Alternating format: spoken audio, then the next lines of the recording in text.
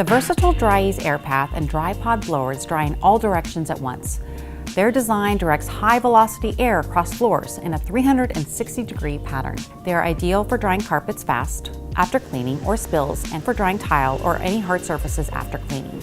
The compact Dri-Pod is even ideal for drying in tight spaces like cabinets or closets. First, place the unit in the center of the area that needs to be dried. Unwrap the power cord. Plug the unit into the standard outlet. The Dri-Pod uses just 1.1 amps, while the powerful AirPath requires 7.5 amps. Press the switch to turn it on.